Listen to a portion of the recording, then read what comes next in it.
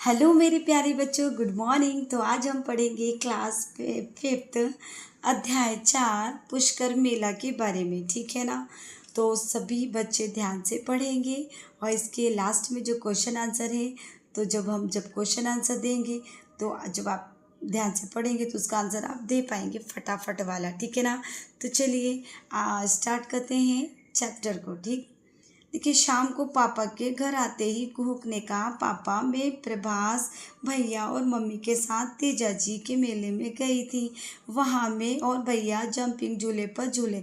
Jumping झूला आपको पता है ना बच्चों, जो गोल सा राउंड सा होता है, उसे बच्चे झूले पे जंप करते हैं। उसमें उछलने पर हमें बहुत मज़ा आया। पापा ने कहा, अच्छा और क्या किया? इस पर प्रभास ने कहा, वहाँ पर कुछ खिलौने भी की दुकानें, मिठाई की दुकान और चाट पकौड़ी वाला भी था।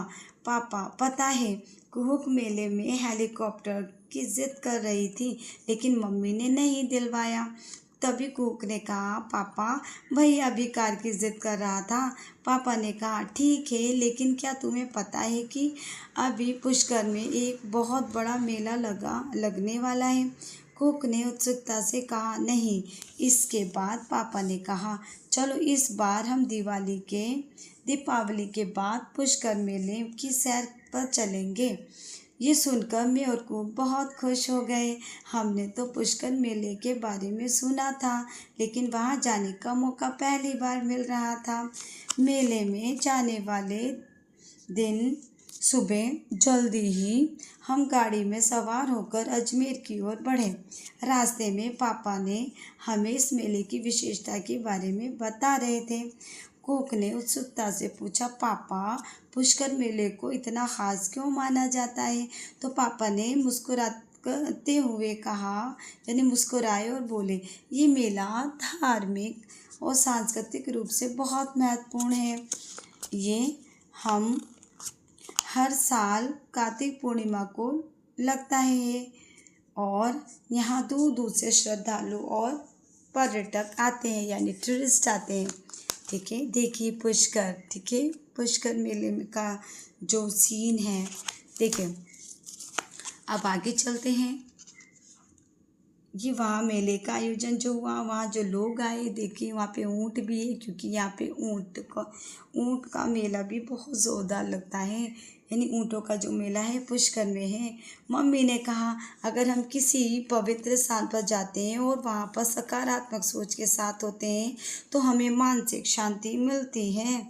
रास्ते में ऊंचे ऊंचे रेतीले टीले, रंग बिरंगे कपड़े पहने लोग और ऊँटों के काफिले देखकर सफ़र और भी रोमांचक लगने लगा।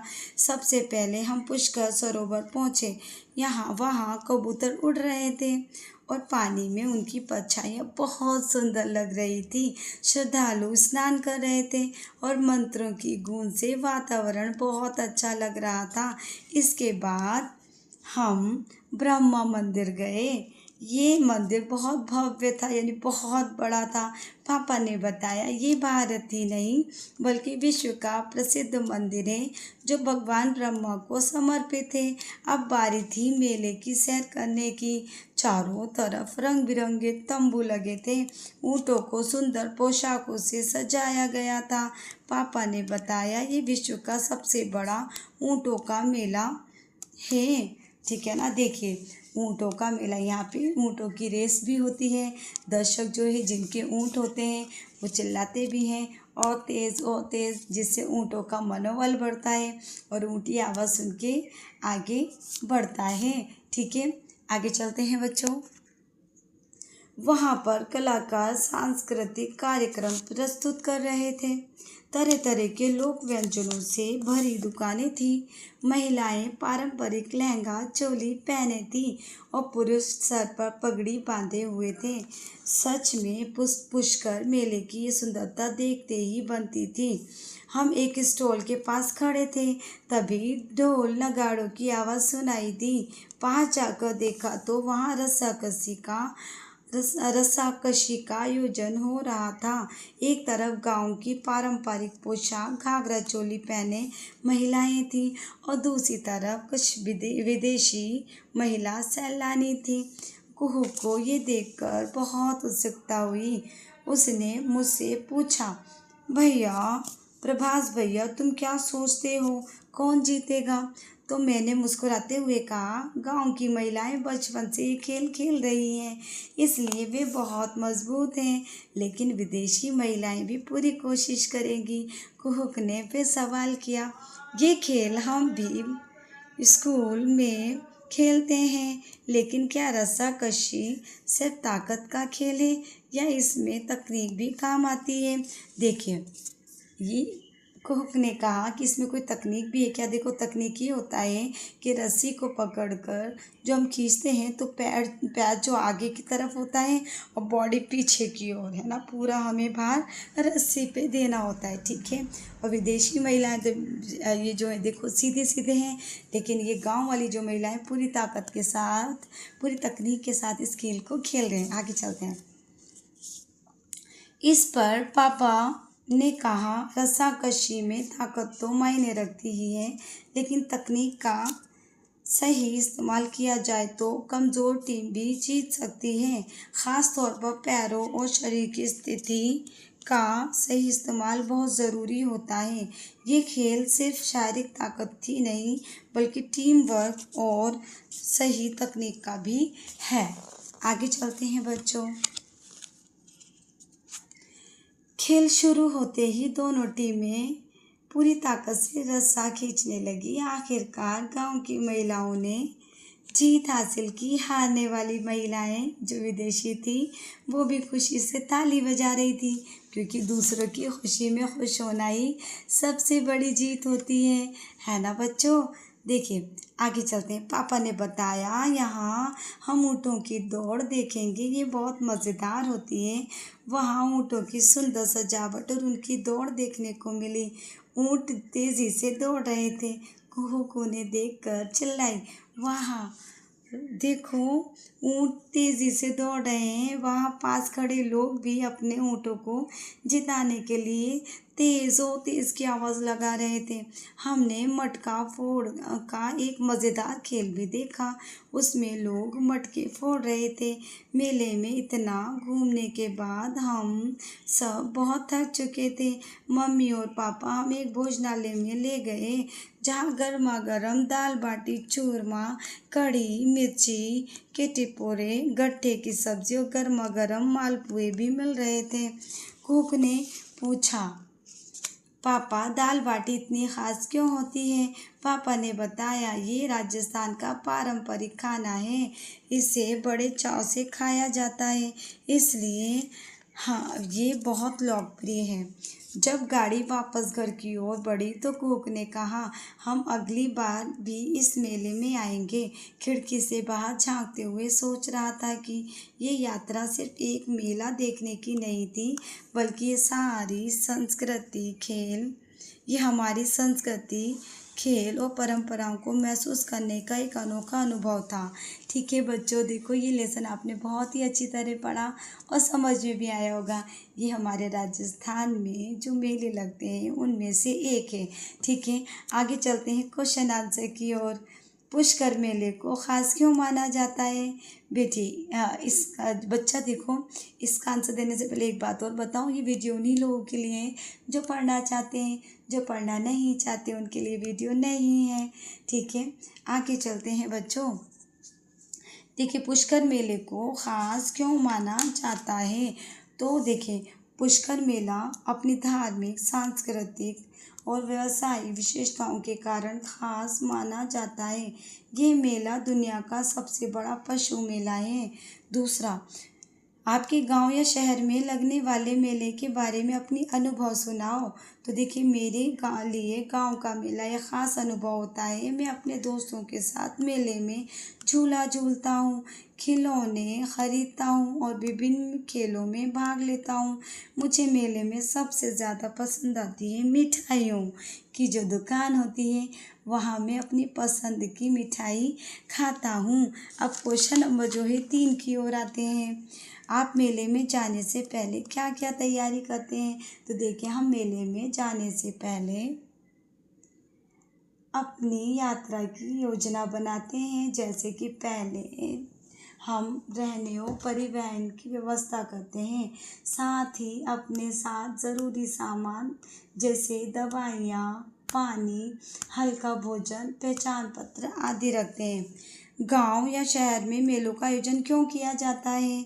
तो आंसर है, गांव शहर में मेलों का आयोजन कई कारणों से किया जाता है। जैसे ये लोगों का एक साथ जो है वो एक साथ लाता है और सांस्कृतिक गतिविधियाँ जो होती हैं उनका प्रदर्शन करता है और स्थानीय व्यवसायों के लिए व्यापार का अवसर प्रदान करता है। अब देखिए आगे चलते हैं, ये है एबीसीडी। तो सही विकल्प का चयन कीजिए। क्वेश्चन नंबर का है, पुष्कर मेला कब लगता है? तो आंसर आएगा बैसाख पूर्णिमा को। ठीक है, इसका आंसर ये है। उसके बाद आते हैं, ब्रह्मा मंदिर की क्या विशेषता है? तो देखिए आंसर आएगा, ब्रह्मा मंदिर की विशेषता ये है कि देखिए पुष्कर जो मेला है ना वो कब लगता है? तो देखिए यहाँ पे थोड़ी मिस्टेक हो गई है। पुष्कर मेला है कार्तिक पूर्णिमा को मनाया जाता है बच्चों, ठीक है ना, कार्तिक पूर्णिमा को। ठीक, ब्रह्मा मंदिर की क्या विशेषता है? तो देखिए ब्रह्मा मंदिर की जो विशेषता है वे है, ये विश्व का प्रसिद्ध ब्रह्मा मंदिर है, ठीक है ना, यानी बहुत ही प्रसिद्ध है ये मंदिर। आगे चलते हैं रिक्त स्थान की ओर। रिक्त स्थान की उनको पूर्ति कीजिए।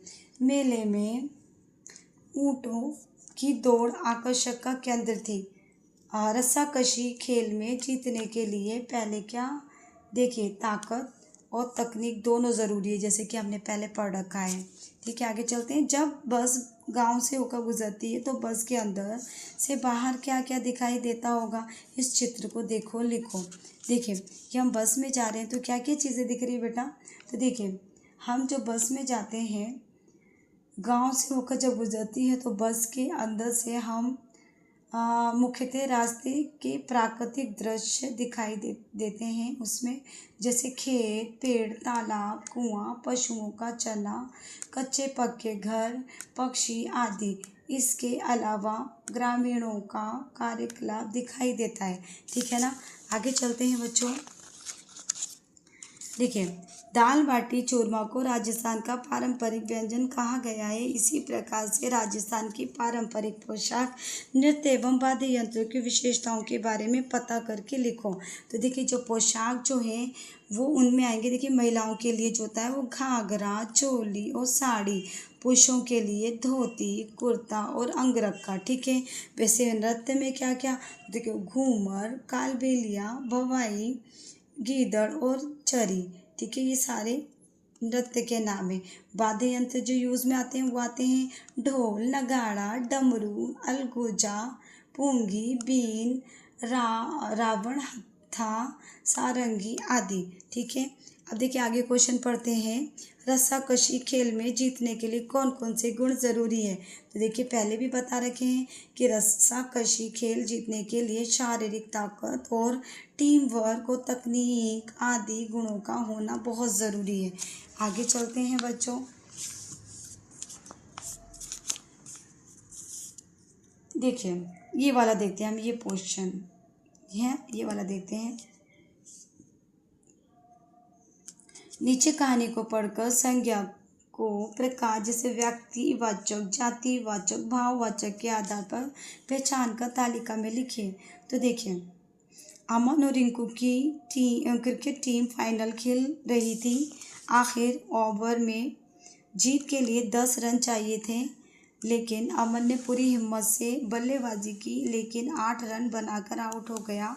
अब बारी रिंकू की थी। उसने धैर्य और विश्वास से खेलते हुए आखिरी बॉल पर चौका मारा और टीम को जिता दिया। सभी ने खुशी से तालियां बजाई। अभी देखिए यहाँ पूछ रहा है व्यक्तिवाचक संज्ञा। उदाहरण जैसे अमन है तो आप यहाँ रिंकू लिखेंगे। क्या? 2 लोग हैं यहाँ पे, अमन और रिंकू। वैसे जातिवाचक में आएगा जैसे क्रिकेट, अब उसमें खेल जो है, खेल, टीम, सारे आ जाएंगे। खेल, टीम, ओवर, रन, तालियां, बॉल, ये सारे क्या आ गए? जातिवाचक संज्ञा। वैसे ही भाववाचक संज्ञा में आ गया जैसे हिम्मत, वैसे आएगा धैर्य, विश्वास, खुशी, बल्लेबाजी, ठीक है। आगे चलते हैं बच्चों। नीचे दिए गए वाक्यों में सर्वनाम शब्दों को पहचान कर तालिका में लिखिए। तो देखिए वाक्य ही सर्वनाम है। वैसे मैंने पुष्कर मेले में ऊँटों की दौड़ देखी, तो यहाँ पे आएगा मैंने। ठीक है, इसमें जो वाक्य है उसमें सर्वनाम है मैंने। वैसे ही वे मंदिर में दर्शन करने गए, तो वे जो है वे आएगा सर्वनाम। ठीक है ना, क्योंकि यहाँ पे सर्वनाम वे है। ये मेला हर साल लगता है, तो यहाँ पे ये आएगा, ये मेला हर साल लगता है। उसने मालपुए बहुत चाव से खाए, तो यहाँ पे आएगा उसने। ठीक है, आगे चलते हैं मेरे प्यारे बच्चों, है ना बेबी।